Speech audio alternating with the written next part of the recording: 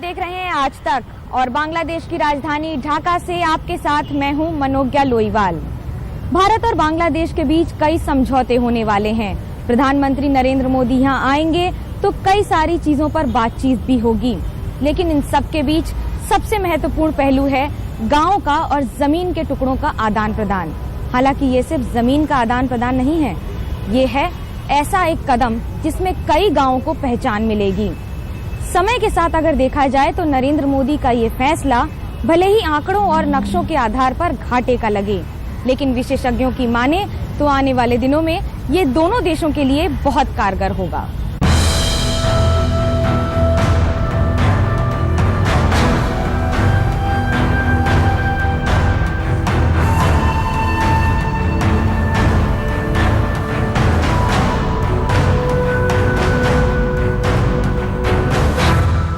भारत और बांग्लादेश की सरहद बदलने का वक्त अब नजदीक है। जमीन का बंटवारा करती ये कंटीली तारें हत्थे से उखाड़ दी जाएंगी। दोनों तरफ की सीमा पर सालों से गुमनामी में खोए गांवों को अब नई पहचान मिलेगी।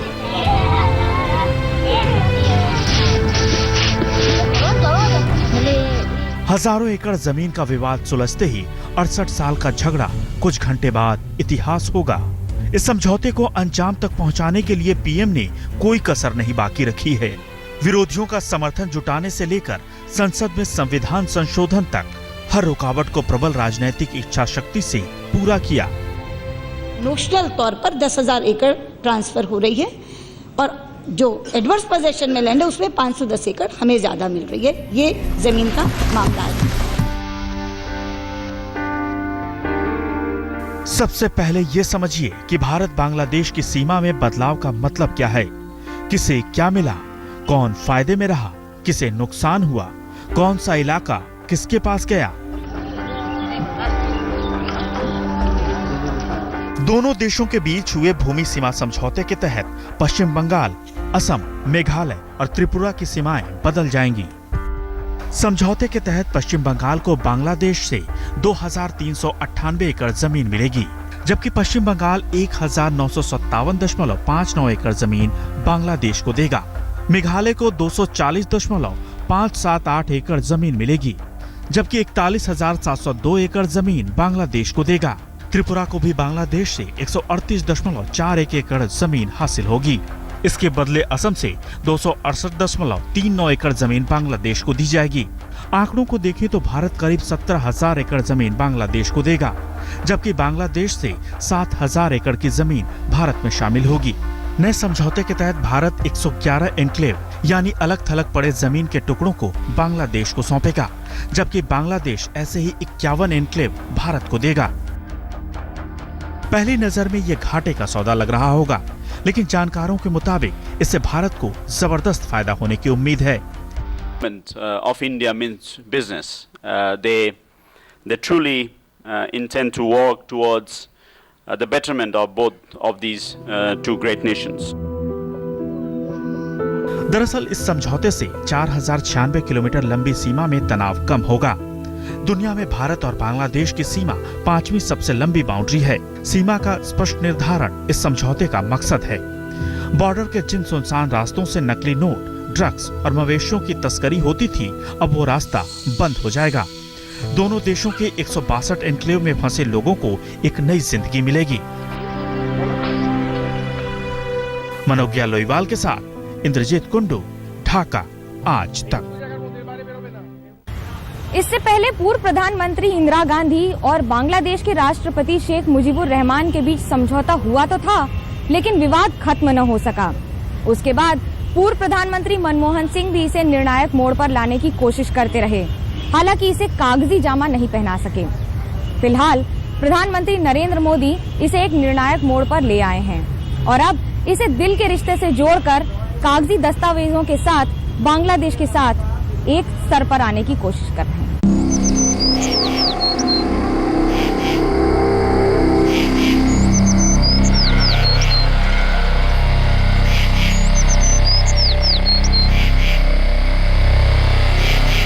एक फैसले से बदल जाएगी हजारों लोगों की जिंदगी। एक फैसले से खत्म हो जाएगा भारत बांग्लादेश के बीच 41 साल का जमीन विवाद एक फैसले से मिट जाएंगी कई दशकों की कड़वाहट।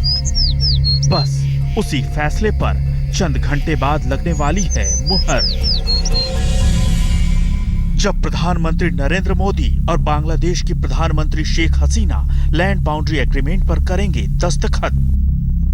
কেননা যে আমরা ভারতের ভিতরেই আছি, আমরা কোনো বাংলাদেশ যাই না, বাংলাদেশ খাই না। আমরা যা যদি আমরা এখানকার সম্পূর্ণ হাট বাজার যা কিছু এখানেই করি, আমরা বেশি কিনি সব ভারতে করি।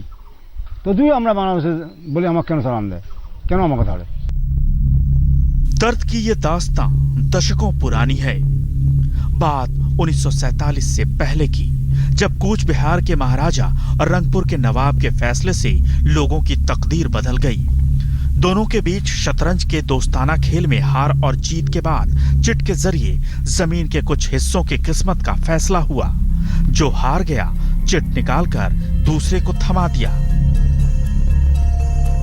खेल खेल में कई गांवों की तकदीर बिगड़ गई। 1947 में मुल्क का विभाजन हुआ।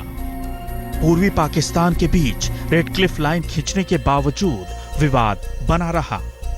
162 जमीन के टुकड़ों के मसले हल नहीं हुए। 15 আগস্ট আমরা পতাকা আমার হাত দিয়ে প্রথম উত্থিত হয় এবং 26শে জানুয়ারি আমরা এই পতাকার সম্মানিত করি। তা সত্ত্বেও আজ আমরা নাগরিকত্ব থেকে বঞ্চিত। তা আজ যে নাগরিকত্ব বলতে যে সংস্থাগুলো আছে সেই সমস্ত থেকে বঞ্চিত। শিক্ষার দিকে বিভিন্নভাবে আমরা কোনো ফ্যাসিলিটি আমাদের নাই।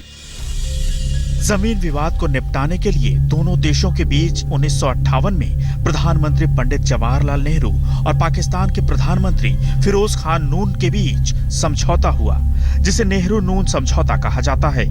लेकिन समझौता जमीनी हकीकत की शक्ल लेता उससे पहले ही मामला कोर्ट में चला गया।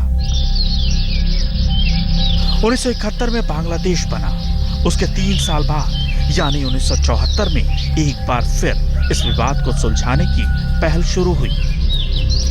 यकीन कीजिए ये ऐतिहासिक विजिट है। ये एक दूसरी नींव डाली जा रही है हमारे भारत और बांग्लादेश के रिलेशनशिप में। और इस नींव पे जो स्ट्रक्चर्स बनाए जाएंगे, खासतौर जो इकोनॉमिक स्ट्रक्चर्स बनेंगे, उससे दोनों देशों का बहुत ही उपलब्धि होने वाली है। जिस स्पिरिट में, जिस जोश से, जिस खुशी से और जिस दोस्ती से ये जमीन का मसला हल हो रहा है, उसी दोस्ती से पानी का भी हल हो जाएगा। 1974 में प्रधानमंत्री इंदिरा गांधी और बांग्लादेश के राष्ट्रपति शेख मुजीबुर रहमान के बीच समझौता हुआ। लेकिन बात सिर्फ जमीन के 2 टुकड़ों पर ही बन पाई, जो 1992 में लागू हुआ। वक्त का पहिया घूमता रहा, लेकिन भारत बांग्लादेश के बीच जमीन विवाद अटके रहे। साल 2011 में पीएम मनमोहन सिंह की ढाका यात्रा से उम्मीदों की खिड़की खुली। तय किया गया कि विवादित इलाकों में रायशुमारी के जरिए कोई ठोस फैसला लिया जाएगा। इसके बाद विवादित इलाकों में सर्वे हुआ और फिर तैयार हुआ लैंड बाउंड्री एग्रीमेंट। ये कोई एक इंसान, एक संगठन या एक देश की कोई सफलता नहीं है। ये सफलता है जनतंत्र की, ये सफलता है हमारे देश में जो कानून है उसकी, और ये सफलता है दोनों मुल्कों का जो डेमोक्रेटिक गवर्नमेंट है। तो इसमें मनमोहन जी का जो एटीट्यूड है वो भी फॉरेन पॉलिसी की तरफ ऐसा ही था। मोदी जी उसको इम्प्लीमेंट किया और बहुत जल्द से और सख्त हाथों से किया। इतिहास ने खता की, अब वर्तमान जख्मों पर मरहम लगाने को बेताब है। इस समझौते से भारत बांग्लादेश की दोस्ती को नया मकाम मिलेगा। सबसे बड़ी बात, दोनों तरफ भरोसे की एक नई उम्मीद जगेगी। मनोज्ञा लोईवाल के साथ इंद्रजीत कुंडू, आज तक। सरहद पे रहकर अपने वतन से दूर, पहचान से मरहूम इन लोगों की कहानी सुनाएंगे आपको इस छोटे से ब्रेक के बाद।